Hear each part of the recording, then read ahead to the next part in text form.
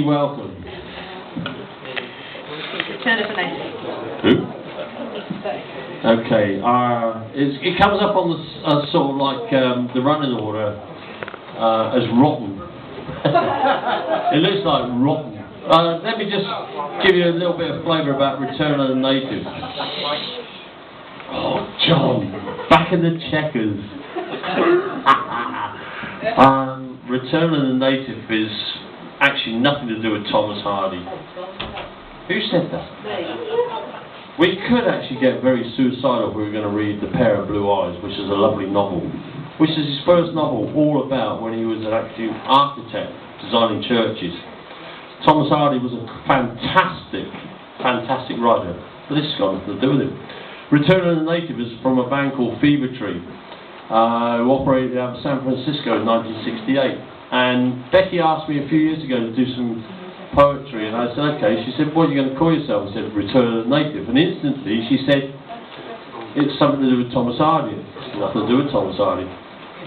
If you ever get a copy, I don't know, young Alan over there has got a copy of the first Fever Tree album. Listen to it.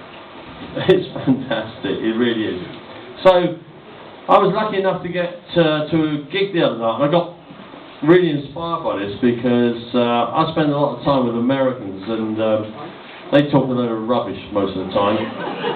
But you actually come across a lot of Americans who understand the beat poets.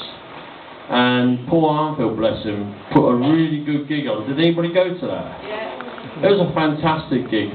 There was 30 poets reading beat poetry from Jack Kerouac all the way through the stuff of Ferengeti, all the way through Howl by Ginsberg. It was great. It was a fantastic night, and there's people reading their own poetry.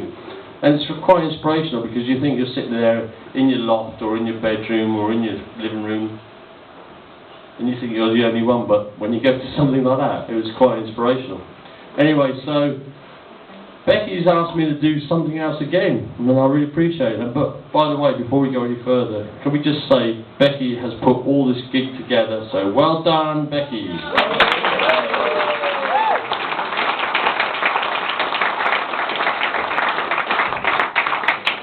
So I sat up the Blacksmith's Arms one day, just watching the sunset, and they had some woman called, is it Rue Heravel?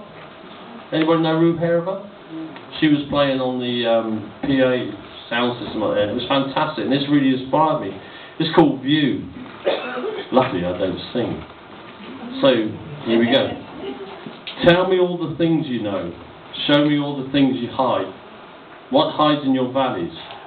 What hides in your nooks and crannies? Tell me what you do. From where I stand, I can see hidden land, grey slate sea. But wait, the picture changes as the sun appears from behind a cloud. Now tell me more. Show me more. I can see inside your nooks and crannies. I know what's in your valleys. From where I stand, I can see hidden land, turquoise sea. But wait, the picture changes as the sun clips across the skyline into the west. Now tell me more. I can't see into those nooks and crannies. I can see the dark, creeping day disappearing up your valleys. From where I stand, the sea has been eaten by the dark. The picture has gone. My view is blocked. It's now dark, and in the distance, the lights of the towns twinkle, tempting me to travel. That's called The View.